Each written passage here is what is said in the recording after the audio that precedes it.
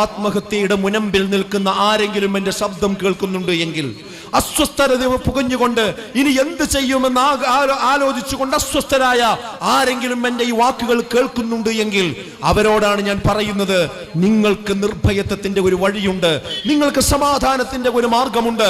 ആ മാർഗം എന്ന് പറയുന്നത് ഒരു ചെറിയ ലോജിക്കാണ്. എന്താണ് ആ ലോജിക്ക്? ഈ ലോകം പുരോഗമിച്ചിട്ടും ഈ ഫാമിലി പ്ലാനിങ്ങിന്റെ പേരിൽ നമ്മുടെ കേരളത്തിലും ലോകത്തും മൊത്തത്തിലും എത്രയെത്ര കുഞ്ഞുങ്ങളെയാണ് അബോർഷൻ നടത്തിയിരിക്കുന്നത്. പുറത്തു വരാൻ പോലും സമ്മതിക്കാതെ 4 മാസമായ 5 മാസമായ 8 മാസമായ കുട്ടികളെ ജ്യൂസ് അടിക്കുന്നത് പോലെ അവരുടെ മാതാവിന്റെ ഗർഭപാത്രത്തിൽ വെച്ചുകൊണ്ട് ഇല്ലായ്മ ചെയ്തുകൊണ്ട് രക്തത്തിന്റെ പുഴയൊഴുക്കി അങ്ങനെ എത്രയെത്ര കുഞ്ഞുങ്ങളെ നമ്മൾ കൊന്നുകഴിഞ്ഞു. എന്നിട്ട് നമ്മൾ പുരോഗമനം പ്രസംഗിച്ചു. രാജ്യത്തിന് നല്ലൊരു ഗവൺമെന്റ്, അതോടൊപ്പം തന്നെ അതിന് നയിക്കാൻ നല്ലൊരു നായകൻ വരട്ടെ എന്ന് പ്രാർത്ഥിക്കാം, ആശംസിക്കാം. നമുക്ക് റോഡ് വികസനം, അതുപോലെയുള്ള ഭൗതിക സൗകര്യങ്ങൾ, ആശുപത്രികൾ, വിദ്യാലയങ്ങൾ, ഇങ്ങനെ മനുഷ്യൻ്റെ സാമൂഹ്യ ജീവിതത്തിന് അനിവാര്യമായ ഒട്ടനവധി സൗകര്യങ്ങൾ നമ്മുടെ രാജ്യത്ത് നമുക്ക് അത്യാവശ്യമാണ്. അതൊരു ഭരണകൂടം നമുക്ക് ഒരുക്കി തരിക എന്നത് അത്യന്തം അനിവാര്യമായ ഒരു കാര്യമാണ്. എന്നാൽ ഈ റോഡ് ഉപയോഗിക്കേണ്ടത് ആരാണ്? ഈ വിദ്യാലയങ്ങളിൽ പഠിക്കേണ്ടത് ആരാണ്? ഈ വിദ്യാലയങ്ങളിൽ പഠിപ്പിക്കേണ്ടത് ആരാണ്? നമ്മുടെ ഭൗതികമായ സൗകര്യങ്ങൾ ഉപയോഗിക്കേണ്ടത് ആരാണ്? അതുപോലെ തന്നെ ഹോസ്പിറ്റലിലെ സൗകര്യങ്ങൾ ഉപയോഗിക്കേണ്ടത് ആരാണ്? ഈ ഭൗതിക സൗകര്യങ്ങൾ ഏത് നോക്കിയാലും അത് ഉപയോഗിക്കേണ്ടവർ ആരാണ് എന്ന ചോദ്യത്തിന്റെ മുമ്പിൽ ചോദ്യങ്ങൾ പലതാണെങ്കിലും ഉത്തരം ഒന്നാണ് എന്ന കാര്യത്തിൽ തർക്കമില്ല. അത് ആനക്ക് വേണ്ടിയല്ല, മറ്റേതെങ്കിലും ജീവജാലങ്ങൾക്ക് വേണ്ടിയല്ല, മറിച്ച് എല്ലാ ചോദ്യങ്ങളുടെയും ഉത്തരം അവസാനിക്കുന്നത് മനുഷ്യന് വേണ്ടി എന്നതാണ്. ആ മനുഷ്യനുള്ള ഒരു നല്ലൊരു വെൽബീയിങ് ഉണ്ടാവുക, അവന് നല്ലൊരു സാമൂഹ്യ ജീവിതം ഉണ്ടാവുക എന്നതാണ് എല്ലാവരും ഇതുകൊണ്ട് ഉദ്ദേശിക്കുന്നത്. അതോടൊപ്പം മറ്റു ജീവജാലങ്ങൾക്കും ഒരു പരിസ്ഥിതി സൗഹൃദമായ ഒരു സമൂഹത്തെ കെട്ടിപ്പടുക്കുക എന്നത് വിശാലമായ ഒരു ആശയം തന്നെയാണ്. അഥവാ ഭൗതിക സൗകര്യങ്ങൾ എത്രമേൽ വളർന്നു വന്നാലും ഉണ്ടായി വന്നാലും അതെല്ലാം തന്നെ നമുക്ക് ഉപകാരപ്പെടണമെങ്കിൽ അത് ഉപയോഗപ്പെടുത്തുന്ന മനുഷ്യന്റെ മനസ്സ് നന്നാവുന്നതിലൂടെ മാത്രമേ റോഡുണ്ടായത് കൊണ്ട് കാര്യമുള്ളൂ, ഗതാഗത സൗകര്യങ്ങൾ നമുക്ക് പ്രയോജനപ്പെടുകയുള്ളൂ. അതുപോലെ തന്നെ നേരത്തെ ഞാൻ പറഞ്ഞ വിദ്യാലയങ്ങളാകട്ടെ, ഹോസ്പിറ്റലുകളാകട്ടെ, മറ്റോ ഓഫീസുകളാകട്ടെ, സംവിധാനങ്ങളാകട്ടെ, ഇതെല്ലാം മനുഷ്യന് പ്രയോജനപ്പെടണമെന്നുണ്ട് എങ്കിൽ അത് കൈകാര്യം ചെയ്യുന്ന മനുഷ്യന്റെ മനസ്സ് നന്നാവുക എന്നത് വളരെ പ്രധാനപ്പെട്ട ഒരു കാര്യമാണ്. ഇന്നെന്താ നമ്മുടെ സമൂഹത്തിന്റെ അവസ്ഥ? എല്ലാം ഉണ്ട്, പക്ഷേ എല്ലാം ഉണ്ടായിട്ടും അതിന്റെ ഒന്നും പ്രയോജനം ലഭിക്കാത്ത ഒരു ഘട്ടത്തിലൂടെയാണ് നമ്മൾ കടന്നു പോകുന്നത്. പണമെന്നുണ്ട് പല ആളുകൾക്കും, പക്ഷേ പണത്തിന്റെ പ്രയോജനം പലർക്കും വേണ്ടതുപോലെ ലഭിക്കുന്നില്ല. വീടുള്ള ആളുകളാണ് കേരളത്തിൽ കൂടുതലുള്ളത്, പക്ഷേ ആ പല വീടുകൾക്കുള്ളിലും സമാധാനം നമുക്ക് കാണുവാൻ കഴിയുന്നില്ല. കമ്മ്യൂണിക്കേഷൻ സൗകര്യങ്ങൾ പഴയ കാലത്തെ അപേക്ഷിച്ചുകൊണ്ട് വലിയ തോതിൽ ഇന്ന് ലോകത്ത് തന്നെ അത് വന്നിട്ടുണ്ട്.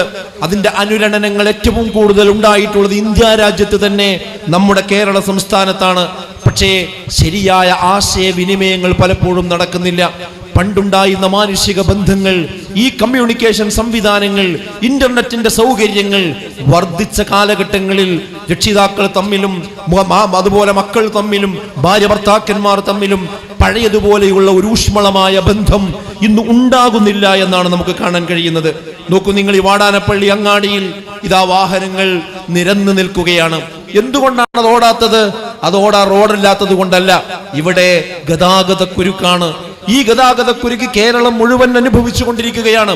എറണാകുളം പോലെയുള്ള മെട്രോപൊളിറ്റൻ സിറ്റികളിൽ നമ്മൾ അത് അനുഭവിച്ചു കൊണ്ടിരിക്കുന്നു.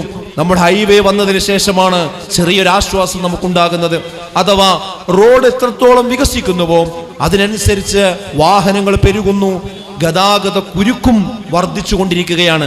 അഥവാ റോഡുണ്ട്, വാഹനമുണ്ട്, പക്ഷെ യാത്ര മാത്രം എന്ത് ചെയ്യുന്നില്ല, നടക്കുന്നില്ല. എല്ലാവരും റോട്ടിലിറങ്ങി വണ്ടി സ്റ്റാർട്ട് ചെയ്ത് അതിലങ്ങനെ ഇരിക്കുകയാണ്. പിന്നെ ഗൂഗിൾ മാപ്പ് ഇട്ടിട്ട് അവിടെ ചോപ്പുണ്ട്, ഇവിടെ ബ്ലോക്ക് ഉണ്ട്, അവിടെ 30 മിനിറ്റ് കാത്തിക്കണം.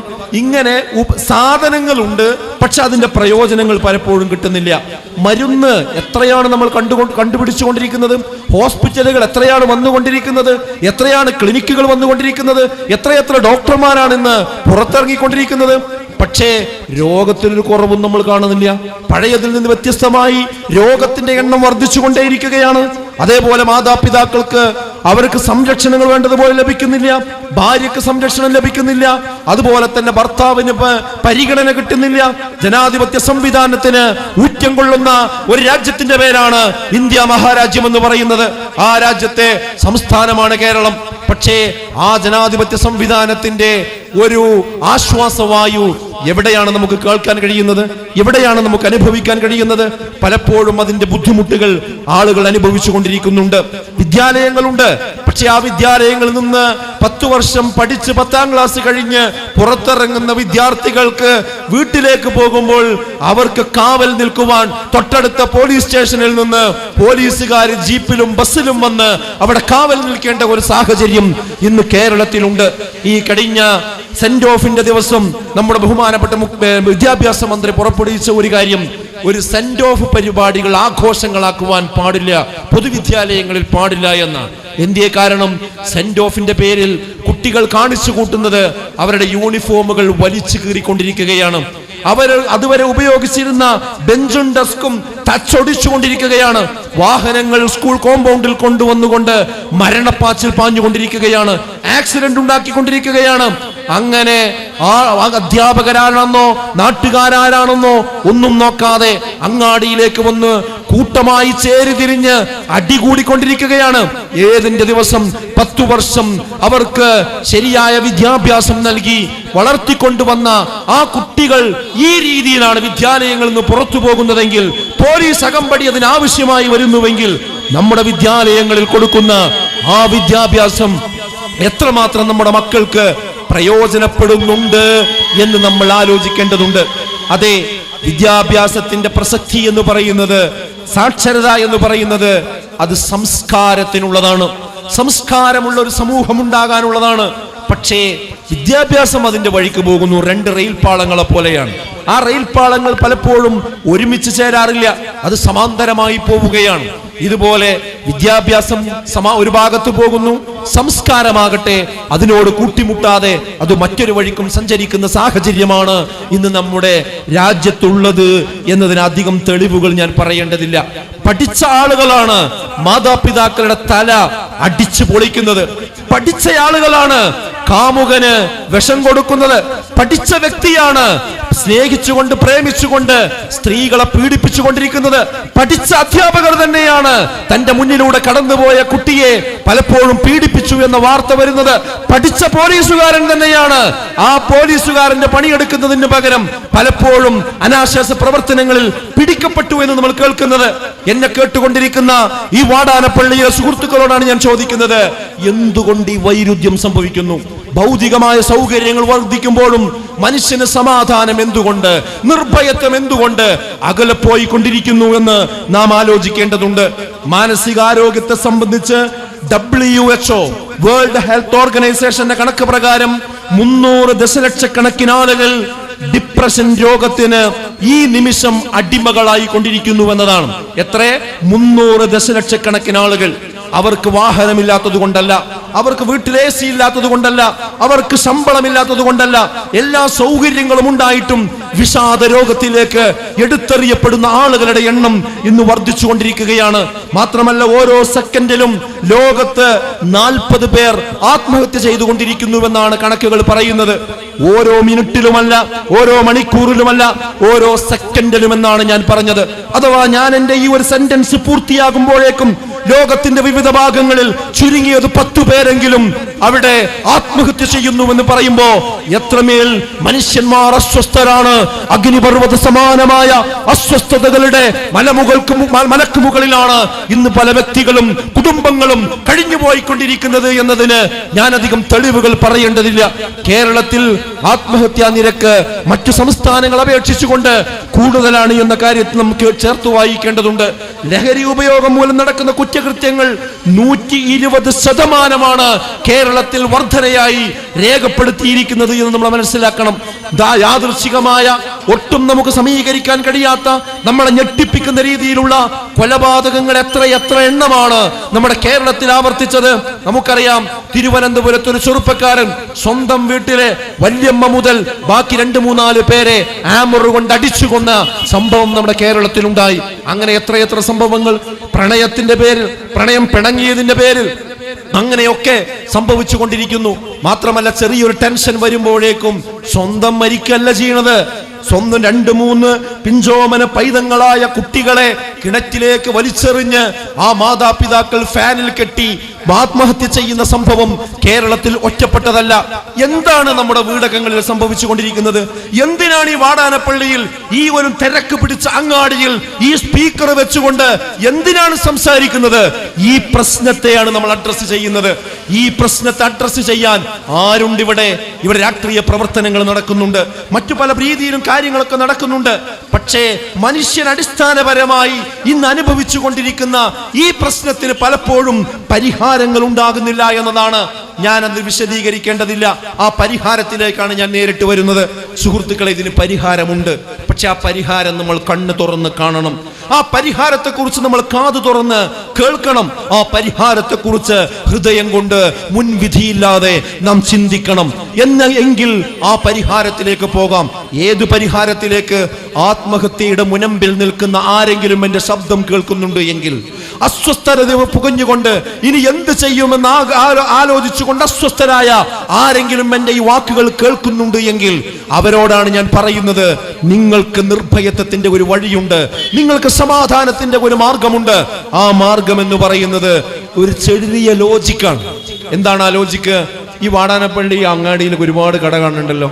മിക്കവാറും കടകളിലും നിങ്ങളൊന്ന് പരിശോധിച്ച് നോക്കൂ, കയറി നോക്കൂ. അവിടെ ആ ഷോപ്പിന്റെ ഉടമകളൊക്കെ അവിടെ ഒരു നിയന്ത്രണം കിട്ടാനും ഒരു അച്ചടക്കം കിട്ടാനും ചെയ്ത പണി എന്താ? ഒരൊറ്റമൂലിയാണ്. ഒരു CCTV ക്യാമറ വെച്ചിട്ടുണ്ടാവും. എന്നിട്ട് അവിടെ വലിയൊരു ബോർഡ് എഴുതി വെച്ചിട്ടുണ്ടാവും, കാണുന്ന സ്ഥലങ്ങളൊക്കെ നിങ്ങൾ CCTV ക്യാമറയുടെ നിരീക്ഷണത്തിലാണ്. എന്തിനാണത്? അതായത് അത് മനുഷ്യന്റെ ഒരു ലളിത യുക്തിയാണ്. എന്നെ ഒരാൾ നിരീക്ഷിച്ചു കൊണ്ടിരിക്കുന്നുണ്ട്, ഞാൻ ചെയ്യുന്നത് മറ്റൊരാൾ കണ്ടുകൊണ്ടിരിക്കുന്നുണ്ട് എന്നൊരു മനുഷ്യനെ ബോധ്യപ്പെടുത്തി കഴിഞ്ഞാൽ അവൻ സ്വാഭാവികമായും അച്ചടക്കമുള്ളവനായി മാറും. അപ്പൊ ആ കടയിൽ കയറുന്ന ആളുകൾക്ക് ഒരു ശ്രദ്ധയുണ്ടാവും. അവർ കാണാതെ ഒരു സാധനം എടുക്കൂല, എടുത്ത സാധനം ബില്ലടക്കാതെ അവർ പോകൂല. അത് കാരണം എന്താന്ന് വെച്ചാൽ എന്നെ കണ്ടുകൊണ്ടിരിക്കുന്നു, നിരീക്ഷിച്ചു കൊണ്ടിരിക്കുന്നു എന്നാണ്. എന്താ ഹൈവേയിലേക്ക് കയറുമ്പോ വേഗം എല്ലാവരും സീറ്റ് ബെൽറ്റ് ഇടാനുള്ള കാരണം എന്താ? അല്ലേ? ആ സീറ്റ് ബെൽറ്റ് ഇട്ടിട്ടുണ്ടെങ്കിൽ അപ്പുറത്ത് ക്യാമറ ഉണ്ട്, ആ ക്യാമറയിൽ കുടുങ്ങിയ പിഴടക്കേണ്ടി വരും. അതായത് ഞാൻ എൻ്റെ കാര്യം ശ്രദ്ധിച്ചിട്ടില്ലെങ്കിൽ എനിക്കൊരു പ്രത്യാഘാതം വരാനുണ്ട് എന്ന ഒരു ചിന്ത മനുഷ്യൻ ഉണ്ടാകുമ്പോഴാണ് മനുഷ്യൻ യഥാർത്ഥത്തിൽ അവൻ അച്ചടക്കമുള്ളവനാകുന്നത് എന്നത് നമ്മളിപ്പോൾ എത്ര പുരോഗമിച്ചിട്ടും നമ്മൾ അവസാനം കണ്ടെത്തിയ ഒരു ലളിത യുക്തി എന്താ? മനുഷ്യന്മാരെ നിയന്ത്രിക്കാൻ ഇതാണ് മാർഗം എന്നാണ് നമ്മൾ കണ്ടെത്തിയത്, അല്ലേ? അപ്പോ പക്ഷെ ഈ CCTV ക്യാമറകൾക്കുള്ളൊരു പരിമിതി ഉണ്ട്. അതെന്താന്ന് ചോദിച്ചാൽ, ഇത് വെക്കണ സമയത്തന്നെ അത് വെക്കുന്ന ആളുകൾ പറയും എവിടേക്ക് വെക്കേണ്ടതെന്ന് ചോദിക്കും. അപ്പം അതിൻ്റെ പോയിൻ്റൊക്കെ കാണിച്ചു കൊടുത്താൽ പറയും, ഇവിടെ ഒരു 5 വെക്കാം, ബാക്കി ഒരു 5 നമുക്ക് ഡെമോ വെക്കാറ്. 5 വർക്ക് ചെയ്യുന്നില്ല, വെറുതെ വെക്കണ്. അത് ഏതാ വർക്ക് ചെയ്യണത് ഏതാ വർക്ക് ചെയ്യാത്തതെന്ന് ആർക്കറിയില്ല, വരുന്ന ആൾക്കാർക്ക് അറിയില്ലല്ലോ എന്നുള്ള. പിന്നെ ഈ വെച്ച സാധനത്തിൻ്റെ അവസ്ഥ എന്താ? കുറച്ച് കഴിയുമ്പോൾ അങ്ങനെ കേടരാൻ തുടങ്ങിയിട്ടുണ്ടാവും, പിന്നെ നോക്കാൻ ആരും ഉണ്ടാവില്ല. ഇതൊക്കെ വളരെ പരിമിതമാണ്. എന്നാ സുഹൃത്തുക്കളെ, നിങ്ങൾക്കറിയോ, ചില കള്ളന്മാർ ചില വീട് കയറുമ്പോൾ ആദ്യം CCTV ക്യാമറ എവിടെയുള്ള വെച്ചാൽ അത് തെച്ചു പൊളിച്ചിട്ടേ എന്ത് ചെയ്യുള്ളൂ, ഉള്ളിൽ കയറുള്ളൂ, അല്ലേ? ഇത് മനുഷ്യന്മാരുണ്ടാക്കിയ നിയന്ത്രണങ്ങൾക്ക് കുറേ പരിമിതി ഉണ്ട്. എന്നാൽ നിങ്ങൾക്കറിയോ, ഏത് CCTV തച്ചു പൊളിച്ചാലും, എവിടെ പോയി നമ്മൾ ഒളിച്ചാലും, എന്ത് കുറ്റകൃത്യം മനുഷ്യൻ ചെയ്തോ അതെല്ലാം സദാസമയം ഉറക്കമില്ലാതെ മയക്കമില്ലാതെ നിരീക്ഷിച്ചു കൊണ്ടിരിക്കുന്ന ഒരു സ്രഷ്ടാവ് ഇവിടെ ഉണ്ട്. ഇതാണ് വിശ്വാസം. ആ സ്രഷ്ടാവിനെയാണ് നമ്മൾ അള്ളാഹു എന്ന് വിളിക്കുന്നത്. സാക്ഷാൽ ആരാധ്യൻ എന്നാണ് ആ വാക്കിന്റെ അർത്ഥം. ആരാധ്യന്മാര് പലരും ഉണ്ട് ഇവിടെ. എന്നാൽ ആരാധനയ്ക്ക് യഥാർത്ഥത്തിൽ അർഹതപ്പെട്ടവൻ, അതാണ് സാക്ഷാൽ ആരാധ്യൻ. അൽ ഇലാഹ്, അതാണ് അള്ളാഹു എന്ന് പറയുന്നത്. അത് മുസ്ലിങ്ങളെ മാത്രം ദൈവമല്ല, അത് ഏതെങ്കിലും ഒരു വിഭാഗത്തിന്റെ മാത്രമല്ല. മനുഷ്യരായി പറന്ന ആരൊക്കെയുണ്ടോ അവർക്കെല്ലാം ഉള്ളതാണ്. യാ അയ്യുഹന്നാസ് ഉഅ്ബുദൂ റബ്ബക്കുമുല്ലദീ ഖലഖക്കും വല്ലദീന മിൻ ഖബ്ലിക്കും ലഅല്ലക്കും തത്തഖൂൻ. യാ അയ്യുഹന്നാസ്, ഏ ജനങ്ങളെ, ഉഅ്ബുദൂ റബ്ബക്കുമുല്ലദീ ഖലഖക്കും, നിങ്ങളെ സൃഷ്ടിച്ച ആ റബ്ബിനെ നിങ്ങൾ ആരാധിക്കണം. നിങ്ങളെ മുമ്പുള്ളവരെയും സൃഷ്ടിച്ച ആ റബ്ബിനെയാണ് നിങ്ങൾ ആരാധിക്കേണ്ടത്. ലഅല്ലക്കും തത്തഖൂൻ, എന്നാൽ എന്താകും? നിങ്ങൾ സൂക്ഷ്മതയുള്ളവരായി മാറും. അപ്പൊ മനുഷ്യന്മാര് സൂക്ഷ്മതയുള്ളവരായി മാറാനുള്ള ഏറ്റവും ലളിതമായൊരു കാര്യമാണ് എന്ത്? അവരെ സൃഷ്ടിച്ച് പരിപാലിക്കുന്ന ആ റബ്ബിനെ, ആ അള്ളാഹുവിനെ, ആ സാക്ഷാൽ ദൈവത്തെ മനുഷ്യന്മാർക്ക് ബോധമുണ്ടാക്കി കൊടുക്കുക, ഓർമ്മപ്പെടുത്തി കൊടുക്കുക. ദാ മേലൊരാളുണ്ട് കേട്ടോ, എന്ത് ചെയ്താലും കാണാനും അറിയാനും ഒരാളുണ്ട്. അത് ഭാര്യയിൽ നിന്ന് മറച്ചു വെച്ചിട്ട് കാര്യമില്ല, ഭർത്താവിൽ നിന്ന് മറച്ചു വെച്ചിട്ട് കാര്യമില്ല, മാതാപിതാക്കളിൽ നിന്ന് മക്കൾ മറച്ചു വെച്ചതുകൊണ്ട് കാര്യമില്ല, അധ്യാപകരും വാർഡന്മാരും കാണുന്നില്ല എന്ന് വിചാരിച്ചത് കൊണ്ട് കാര്യമില്ല, ഇവിടെ ഒന്നും CCTV ക്യാമറ വെച്ചിട്ടില്ല എന്ന് വിചാരിച്ചിട്ട് കാര്യമില്ല. എന്ത് വെച്ചിട്ടില്ലെങ്കിലും ഇതെല്ലാം ഒപ്പിയെടുക്കുന്ന ഒരു നാഥനുണ്ട്, ഒരു സൃഷ്ടാവുണ്ട്. ഈ ബോധം മനുഷ്യന്മാർക്ക് കിട്ടിക്കഴിഞ്ഞാൽ ആ മനുഷ്യന്റെ അടുക്കൽ നിന്ന് ഒരിക്കലും തെറ്റുവരികയില്ല. അവൻ ഒരിക്കലും തന്നെ അഴിമതിക്കാരനാവുകയില്ല. അവൻ ഒരിക്കലും സ്വജനപക്ഷപാതിത്വം കാണിക്കുകയില്ല. അവൻ ഒരിക്കലും തന്നെ ആൾക്കൂട്ടങ്ങൾ കൂടി നിൽക്കുന്നിടത്ത്, നിരപരാധികൾ കൂടി നിൽക്കുന്നിടത്ത് ചാവേറായിക്കൊണ്ട് അവൻ പൊട്ടിത്തെറിക്കുകയില്ല. അവൻ ഒരിക്കലും തന്നെ എട്ടും പൊട്ടും തിരിയാത്ത കുട്ടികളെ അവൻ പീഡിപ്പിക്കുകയില്ല, അവൻ വ്യഭിചരിക്കുകയില്ല. അവൻ ഒരിക്കലും തന്നെ ലഹരി ഉപയോഗിച്ചുകൊണ്ട് സ്വന്തം മാതാപിതാക്കളുടെ കഴുത്ത് അവൻ അറുത്തു കൊല്ലുകയില്ല. അവൻ ഒരിക്കലും തന്നെ അവന്റെ ജോലി സ്ഥലങ്ങളിൽ ഉദാസീനമായ ഒരു നിലപാട് അവൻ ഒരിക്കലും തന്നെ സ്വീകരിക്കുകയില്ല. അവൻ ഒരിക്കലും തന്നെ നാട്ടിൽ കലാപമുണ്ടാക്കുകയില്ല, അവൻ വർഗീയത ഉണ്ടാക്കുകയില്ല, അവൻ വിദ്വേഷം ഉണ്ടാക്കുകയില്ല. കാരണം എന്ത് എന്ന് ചോദിച്ചാൽ, ഞാൻ ഇവിടെ നിരീക്ഷണത്തിന്റെ വലയത്തിലാണ്, എന്റെ റബ്ബെന്നെ കണ്ടുകൊണ്ടിരിക്കുന്നുണ്ട്, അതുകൊണ്ട് ഞാൻ നിയന്ത്രിച്ചുകൊണ്ടേ മുന്നോട്ട് പോകാൻ കഴിയുള്ളൂ. ഈ വിശ്വാസം ശരിക്കും മനുഷ്യന്റെ മനസ്സിലേക്ക് പ്രവേശിച്ചു കഴിഞ്ഞാൽ ഒരാൾക്കും ഇവിടെ തിന്മ ചെയ്യാൻ കഴിയില്ല, തെറ്റ് ചെയ്യാൻ കഴിയില്ല എന്നതാണ് നാം മനസ്സിലാക്കേണ്ടത്. അപ്പൊ ആളുകൾക്ക് നമ്മൾ വെള്ളം കൊടുക്കണം, ഭക്ഷണം കൊടുക്കണം, വസ്ത്രം കൊടുക്കണം, മരുന്ന് കൊടുക്കണം, വിദ്യാഭ്യാസം കൊടുക്കണം, ഗതാഗത സൗകര്യങ്ങൾ ഉണ്ടാക്കി കൊടുക്കണം, എല്ലാം നമ്മൾ ഉണ്ടാക്കി കൊടുക്കണം. പക്ഷെ അതെല്ലാം ഉപയോഗിക്കുന്ന മനുഷ്യന് സമാധാനം ഉണ്ടാകണമെങ്കിൽ യഥാർത്ഥത്തിൽ الذين آمنوا وتطمئن قلوبهم بذكر الله ألا بذكر الله تطمئن القلوب. അറിയുക, നിങ്ങളുടെ മനസ്സിന് സമാധാനം ഉണ്ടാകുന്നത് ആ റബ്ബിനെ കുറിച്ചുള്ള, ആ അള്ളാഹുവിനെ കുറിച്ചുള്ള ഓർമ്മ ഒന്നുകൊണ്ട് മാത്രമാകുന്നു. അതുകൊണ്ട് മാത്രമേ മനുഷ്യന് സമാധാനം ഉണ്ടാവൂ. എന്താ അങ്ങനെ അള്ളാഹുവിൽ വിശ്വസിച്ചിട്ടില്ലെങ്കിൽ എന്താ കുഴപ്പം? ഇപ്പൊ ചില ആൾക്കാർ അങ്ങനെ വിചാരിക്കലുണ്ടാവും. ഇതൊക്കെ നിങ്ങൾ 6-ാം നൂറ്റാണ്ടെന്ന് പറയുന്ന വർത്താനല്ലേ, ഒരു സൃഷ്ടാവുണ്ട്, ദൈവമുണ്ട് എന്നൊക്കെ. ആ ദൈവത്തെ ആരാ കണ്ടത്? അങ്ങനെ ഒരു ദൈവമുണ്ട് എന്നതിനുള്ള തെളിവെന്താ? ഇനി അതിൽ വിശ്വസിച്ചിട്ടില്ലെങ്കിൽ എന്താ സംഭവിക്കാൻ പോണത് എന്നൊക്കെ ഒരു പക്ഷേ ആൾക്കാർ തമാശയായി സോഷ്യൽ മീഡിയയിലൂടെ ചോദിക്കാറുണ്ട്. അങ്ങനെ ചിന്തിക്കുന്ന ആരെങ്കിലും ഉണ്ടെങ്കിൽ അവരോട് എനിക്ക് സൂചിപ്പിക്കാനുള്ള ഒരു കാര്യം എന്താണെന്ന് വെച്ചാൽ, നിങ്ങൾക്കിത് പറയാം, നിങ്ങൾക്ക് ദൈവത്തെ ധിക്കരിക്കാം, നിങ്ങൾക്ക് നിരീശ്വരവാദിയാകാം, ഈ പ്രപഞ്ചം താനെ ഉണ്ടായതാണെന്ന് വാദിക്കാം, എല്ലാം നിങ്ങൾക്ക് ചെയ്യാം. പക്ഷെ ഒരു കാര്യം നിങ്ങൾ ഗ്യാരണ്ടി തരുമോ? എന്താണ് ആ ഗ്യാരണ്ടി? അത് മറ്റൊന്നുമല്ല, നിങ്ങളുടെ കണ്ണിന്റെ കാഴ്ച ഏതാനും സമയമാകുമ്പോൾ, വയസ്സാകുമ്പോൾ അതിങ്ങനെ മങ്ങി മങ്ങി വരാൻ തുടങ്ങും. അപ്പൊ ഞാൻ ഈ ഗ്ലാസ് വെക്കാനുള്ള കാരണം എന്താ? ഈ ഗ്ലാസ് ഊരി എനിക്ക് പിന്നെ അക്ഷരങ്ങൾ കാണൂല, കൃത്യമായി കാണൂല. നിങ്ങൾക്കും അങ്ങനെയൊക്കെ തന്നെയല്ലേ? അല്ലേ? ഒരാൾ തീരുമാനിക്കണെന്ത്? എൻ്റെ കണ്ണിൻ്റെ കാഴ്ച ഒരിക്കലും മങ്ങൂല എന്ന് തീരുമാനിക്കാൻ ആർക്കാണ് കഴിയുക? അങ്ങനെ നിങ്ങൾക്ക് ഉറപ്പിച്ച് തീരുമാനിക്കാൻ കഴിയുന്നവരാണെങ്കിൽ നിങ്ങൾക്ക് നിഷേധിക്കാം. ഞാൻ പറഞ്ഞതിനർത്ഥം എന്താ അറിയോ? അതുപോലെ നിങ്ങളുടെ കേൾവി വയസ്സാകുമ്പോൾ അത് കുറഞ്ഞു വരില്ല. എന്റേത് എപ്പോഴും ഒരുപോലെ ഉണ്ടാകുമെന്ന് ഉറപ്പിക്കാൻ ആർക്കാ കഴിയുക?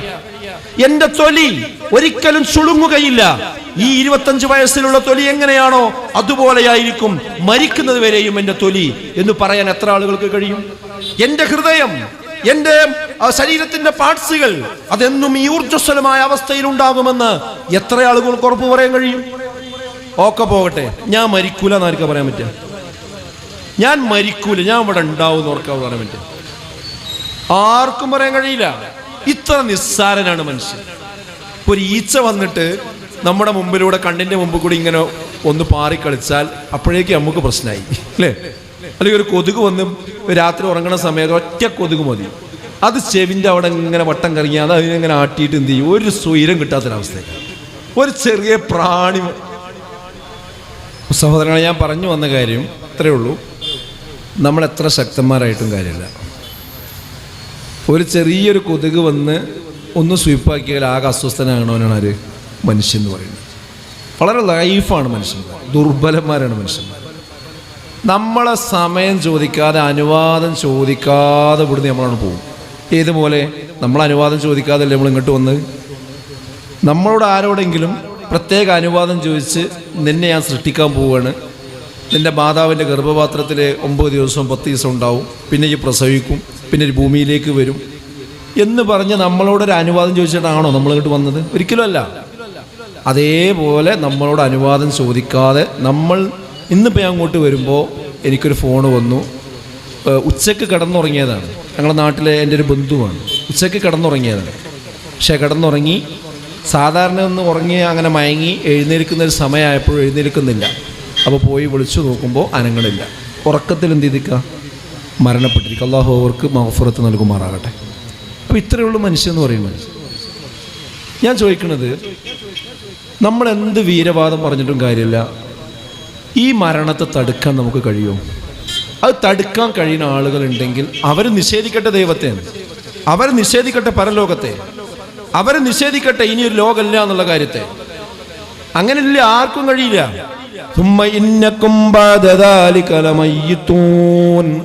ഇതിനുശേഷം നിങ്ങളെല്ലാവരും മരണപ്പെടുക തന്നെ ചെയ്യും. ആ മരണത്തോടു കൂടി ജീവിതം അവസാനിക്കുമായിരുന്നുവെങ്കിൽ ഈ വാടാനപ്പള്ളിയിൽ ഞാൻ പ്രസംഗിക്കേണ്ടതില്ല, നിങ്ങൾ എന്നെ കേട്ടു നിൽക്കേണ്ടതില്ല. അതിനുശേഷം പറഞ്ഞത് എന്താ ഖുർആൻ? ഹുമ്മ ഇന്നക്കും യൗമൽ ഖിയാമത്തി തുബ്അതൂൻ. ഖിയാമത്ത് നാളിൽ നിങ്ങൾ രണ്ടാമത് എഴുന്നേറ്റ് വരിക തന്നെ ചെയ്യുമെന്നാണ്. ഒരിക്കലും ഇതിൽ നിന്ന് രക്ഷപ്പെടാൻ നമുക്ക് കഴിയില്ല. ഖുൽ ഇന്നൽ മൗതല്ലദീ തഫിറൂന മിൻഹു ഫഇന്നഹു മുലാഖീകും ثم تردون إلى عالم الغيب والشهادة. മരണം പറയുക, മരണമെന്ന് പറയുന്നത് നിങ്ങൾ ഓടി അകന്നുകൊണ്ടിരിക്കുന്ന ആ മരണം ഉണ്ടല്ലോ, അതിനെയാണ് നിങ്ങൾ കണ്ടുമുട്ടുന്നത്.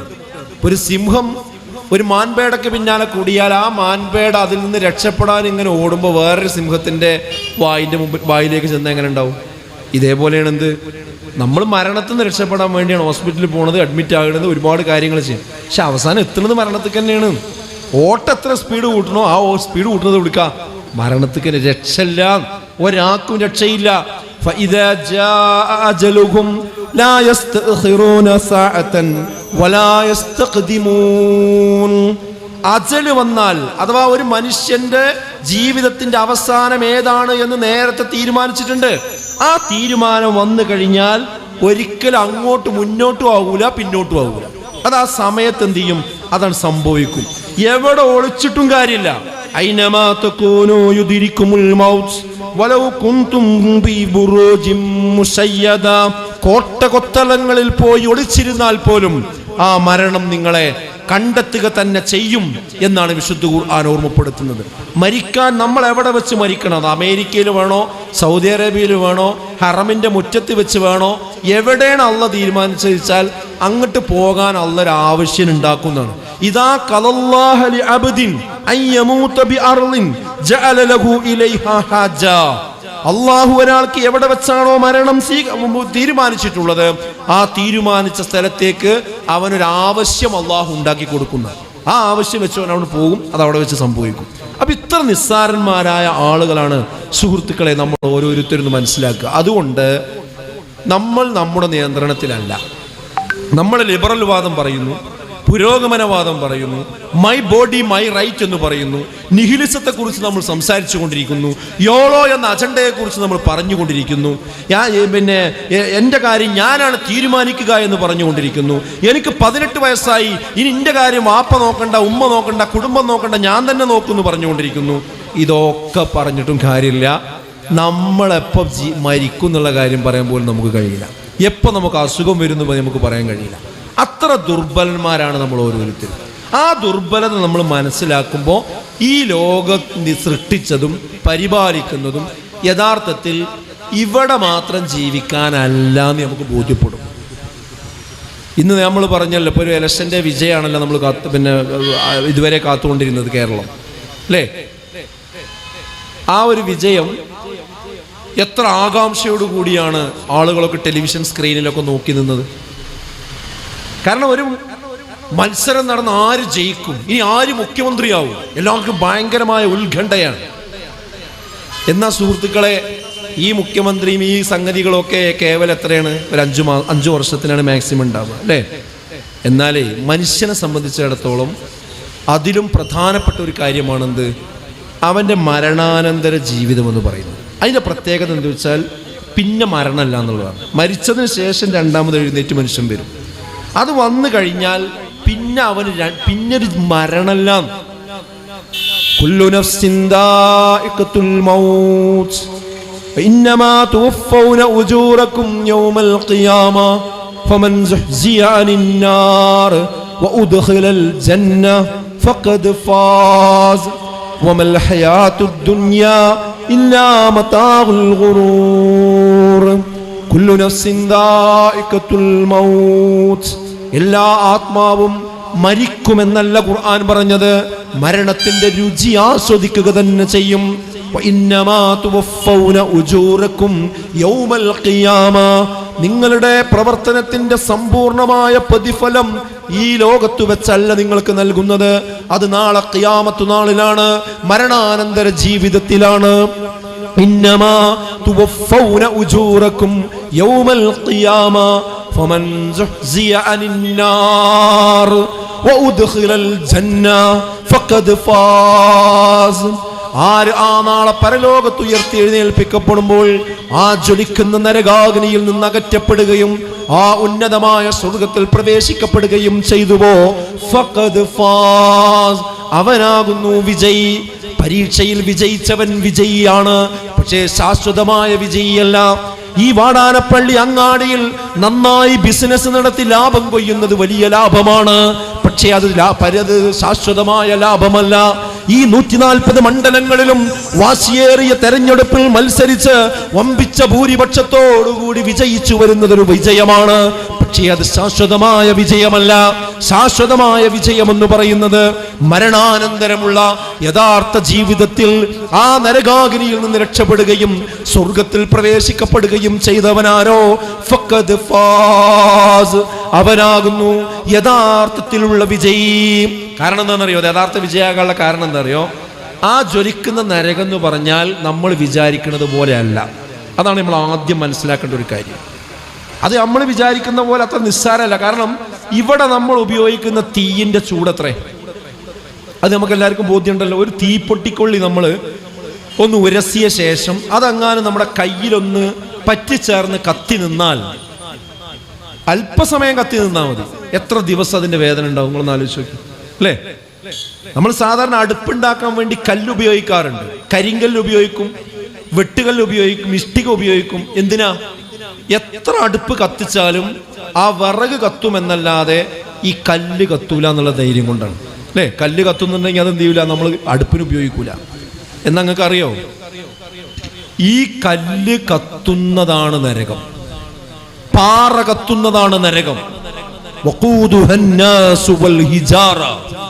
മനുഷ്യരെയും കല്ലുകളെയും കത്തിക്കുന്ന നരകമെന്നാണ് ആ നരകത്തെ കുറിച്ച് വിശേഷിപ്പിച്ചത്. റസൂലുള്ളാഹി പറഞ്ഞു 70 ഇരട്ടിയാണ് എന്നാണ്. ഈ നാം ഇവിടെ ഉപയോഗിച്ചു കൊണ്ടിരിക്കുന്ന തീയിന്റെ 70 ഇരട്ടിയാണ് നാളെ നരകാഗ്നിയിൽ കത്തിക്കപ്പെടുന്ന തീ. അപ്പൊ അതിന്റെ ഒരു ശക്തി നിങ്ങളൊന്ന് ആലോചിച്ച് നോക്കൂ. ഇപ്പൊ തന്നെ ഈ ചൂടുള്ള സമയത്ത് വണ്ടി എവിടെയെങ്കിലും വെയിലത്തൊരു മണിക്കൂർ നമ്മൾ നിർത്തിയ ശേഷം അതിലേക്കൊന്ന് രണ്ടാമത് നമ്മൾ വാതിൽ തുറന്ന് കയറുമ്പോഴുള്ള ഒരു അസ്വസ്ഥത നമുക്ക് എത്രത്തോളം ഉണ്ട്? സഹിക്കാൻ കഴിയുന്നുണ്ടോ? അവിടെ നമുക്ക് ഉടനെ ആ വിൻഡോ താഴ്ത്താം, AC ഇടാം, വണ്ടി മൂവ് ചെയ്യിപ്പിക്കാം, അങ്ങനെ ആ ചൂട് നമുക്ക് ക്രമീകരിച്ച് കൊണ്ടുവരാം. പക്ഷെ നരകത്തിലൊരു മനുഷ്യൻ ഇട്ട് കഴിഞ്ഞാൽ ആ ചൂട് ക്രമീകരിക്കാൻ കഴിയില്ല എന്ന് മാത്രമല്ല, ഫദൂഖൂ ഫലൻ നസീദകും ഇല്ലാ അദാബാ. നീ ആസ്വദിച്ചോ, നീ അനുഭവിച്ചോ, നീ ചെയ്ത തിന്മകൾക്കുള്ള പ്രതിഫലമാണ് ഈ നരകം. അതുകൊണ്ട് നിനക്ക് ഇവിടെ ശിക്ഷയല്ലാതെ മറ്റൊന്നും വർദ്ധിപ്പിക്കാനില്ല എന്നാണ് വിശുദ്ധ ഖുർആൻ പറയുന്നത്. സുഹൃത്തുക്കളെ, നിങ്ങൾ ആലോചിച്ച് നോക്കി, നമ്മളിങ്ങനെ മരണാസന്നമായ അവസ്ഥയിൽ ഇങ്ങനെ കിടക്കുമ്പോൾ കുടുംബങ്ങളൊക്കെ കൂടി നിൽക്കുന്നുണ്ട്. അപ്പോൾ അവസാനം ഇനി എന്ത് വല്ല പ്രതീക്ഷയുണ്ടോ? അപ്പോൾ എല്ലാവരും കൂടിയിട്ട് കുടുംബങ്ങളൊക്കെ രോഗിനെ ആശ്വസിപ്പിച്ചു. എന്ത്, ഡോക്ടർ ഒരു 10 മിനിറ്റ് കഴിഞ്ഞാൽ വരും. അപ്പോൾ നമുക്ക് ഡോക്ടറോട് ചോദിക്കാം.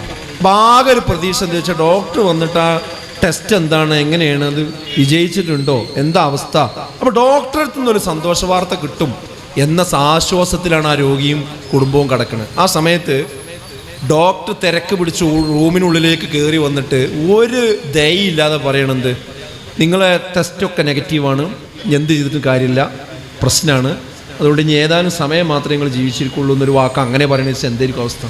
ഇതിലേറെ ഗുരുതരാണ് നരകത്ത് കിടക്കണം മനുഷ്യന്മാർക്കേ. നിനക്ക് ഇനി ശിക്ഷയല്ലാതെ ഇവിടെ ഒന്നും വർദ്ധിപ്പിക്കാനില്ല. നിങ്ങൾ ആലോചിച്ച് നോക്കി, ആ രക്ഷപ്പെടാൻ കഴിയും? ആത്മഹത്യ ചെയ്യാൻ കഴിയും? ഓടി ഒളിക്കാൻ കഴിയോ? യസ്ലൗനാ യൗമദ്ദീൻ വമാ ഹും അൻഹാ ബിഗായിബീൻ.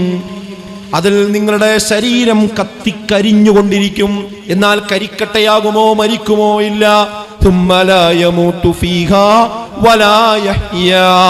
അവിടെ ജീവിതവുമില്ല, മരണവുമില്ല, ജീവിക്കാൻ കഴിയില്ല, എന്നാൽ മരിക്കുകയും ചെയ്യില്ല. അങ്ങനെയുള്ള ഒരവസ്ഥ നാളെ നരകത്തിൽ മനുഷ്യന്മാരെ ഉണ്ട്. ഇതാർക്കെങ്കിലും നിഷേധിക്കാൻ അങ്ങനെ ഒരു നരകം ഉണ്ടാവുമോ? നമ്മൾ ചെയ്ത കാര്യങ്ങളൊക്കെ രണ്ടാമത് കൊണ്ടിരുന്നോ? ആര് പറഞ്ഞത്? അതൊക്കെ വെറുതെ പറയാണ്. അതൊക്കെ ഈ പൊട്ടന്മാർ പറയാണ്. ഈ മൗലവിമാരും മുസ്ലിയാക്കന്മാരൊക്കെ പൊട്ടന്മാരാണ്, മതപൊട്ടന്മാരാണ്, അന്ധവിശ്വാസികളാണ് എന്നൊക്കെ വിചാരിക്കുന്ന ആളുകളുണ്ട്. എന്നാ വിചാരിക്കുന്ന ആൾക്കാരോട് ഞാൻ തിരിച്ചൊന്ന് ചോദിക്കട്ടെ, ഇപ്പൊ നമ്മളെ മനുഷ്യന്മാരുണ്ടാക്കിയ സംവിധാനം എവിടെത്തി? AI ടൂൾ ഉപയോഗിച്ചുകൊണ്ട് എന്താ ഉണ്ടാക്കാൻ കഴിയാത്തത്? ഇപ്പൊ മീഡിയകളിൽ വന്നുകൊണ്ടിരിക്കുന്ന ഓരോ വീഡിയോസ് നിങ്ങൾ എടുത്തു നോക്കി, അത് ഒറിജിനൽ ആണോ AI ഉണ്ടാക്കിയതാണോ എന്ന് നമുക്ക് തിരിച്ചറിയാൻ കഴിയും. കൺഫ്യൂഷൻ ആകുകയാണ് അല്ലേ? അതായത് മനുഷ്യന്റെ രൂപം, ആ പിന്നെ ഒരു പകർപ്പ്, ചെറിയ അതിൻ്റെ ഒരു ഫോട്ടോ കിട്ടിയാൽ മതി, ഒരു ചെറിയ പകർപ്പ് കിട്ടിയാൽ മതി. അത് വെച്ചുകൊണ്ട് വളരെ കളർഫുൾ ആയിട്ട് ഏത് ഡ്രസ്സും ഇട്ടുകാണ്ട് ആ വ്യക്തിയുടെ ചിത്രം കാണിക്കാൻ പറ്റുന്നല്ല, അയാൾ സംസാരിക്കും, അയാൾ അതേ സൗണ്ടിൽ സംസാരിക്കും അല്ലേ? ഇപ്പോഴും നായനാർ പത്രസമ്മേളനം നടത്തുന്നുണ്ടല്ലോ നിങ്ങൾ, ഇപ്പോഴും CH മുഹമ്മദ് കോയ സംസാരിക്കുന്നുണ്ടല്ലോ നിങ്ങൾ. നമ്മുടെ സോഷ്യൽ മീഡിയയിൽ വരികയാണ്. അതായത് മരിച്ചുപോയ മനുഷ്യന്മാരെ അതേപോലെ കൊണ്ടുവന്ന്, അല്ലെങ്കിൽ ആ രീതിയിലേക്ക് പകർത്തിക്കൊണ്ടുവന്ന് നമ്മുടെ മുമ്പിൽ കാണിച്ചു തരാൻ മനുഷ്യന് അള്ളാഹു നൽകിയിരിക്കുന്ന ആ ബുദ്ധിയുടെ ചെറിയൊരു അംശം അവൻ ഉപയോഗിച്ചപ്പോഴേക്ക് അവനതിന് കഴിയുന്നുവെങ്കിൽ, ഈ മനുഷ്യനെ സൃഷ്ടിച്ച സൃഷ്ടാവ് പറയാണ്, നിങ്ങൾ മരണത്തിന് ശേഷം രണ്ടാമത് എഴുന്നേറ്റ് വരിക തന്നെ ചെയ്യും.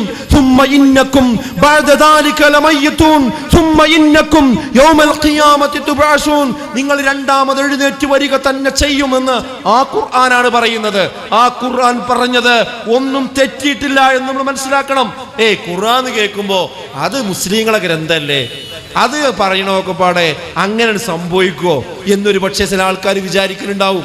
എന്നാ സുഹൃത്തുക്കളെ, നിങ്ങൾക്കറിയോ, ആ വിശുദ്ധ ഖുർആൻ ഇന്നുവരെ പറഞ്ഞു വെച്ച ഏതൊരു കാര്യമുണ്ടോ അത് ഇന്നും തിരുത്തേണ്ടി വന്നിട്ടില്ല.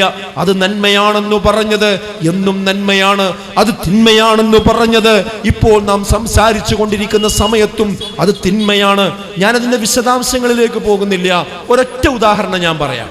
അതായത് ഖുർആൻ എന്ത് പറഞ്ഞോ അതാണ് അതിന്റെ യാഥാർത്ഥ്യം എന്നതിന് ഇഷ്ടം പോലെ തെളിവ് ഒറ്റൊന്നും.